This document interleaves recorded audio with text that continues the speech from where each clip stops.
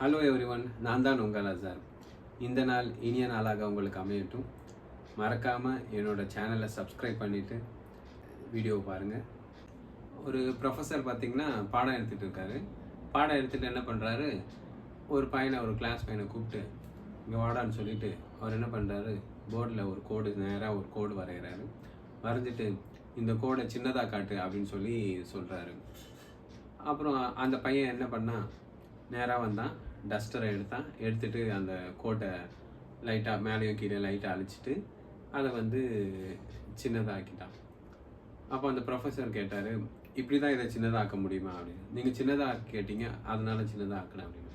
அவர் என்ன பண்ணார், அந்த கோடு பக்கத்துலேயே பெருசாக ஒரு கோடு போட்டார். இப்போ இது எப்படி, எது சின்னது அப்படின்னு கேட்டார். இப்போ இதுதான் சின்னது. ஸோ இதில் நம்ம கற்றுக்க வேண்டிய விஷயம் அப்படி என்னென்னா, இப்போது நம்ம கூட வேலை செய்கிறவங்க, நம்ம கூட பழகிறவங்க எப்படியோ இருப்பாங்க.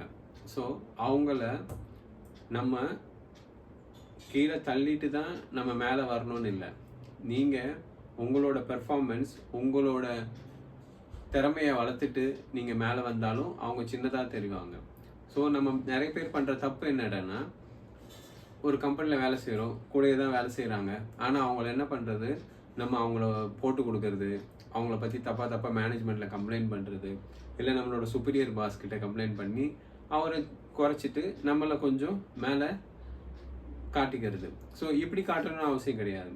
அவங்கள விட நல்லபடியாக ஒர்க் பண்ணுங்கள், அவங்கள விட நிறைய டேலண்ட்டு, நிறைய ஸ்கில்ஸை வளர்த்துக்கங்க. அப்படி வளர்த்து கூட உங்களை அவங்கள விட பெருசாக காட்ட முடியும். ஸோ ஒருத்தவங்களை அழித்து நம்ம பெரிய ஆளாகணுன்ற ஒரு எண்ணத்தை கைவிட்டுருங்க. நம்ம ஒருத்தங்களை அழிச்சோம்னா மற்றவங்கள நம்மளை அழிக்கிறதுக்குன்னு ஒருத்தன் வருவான்.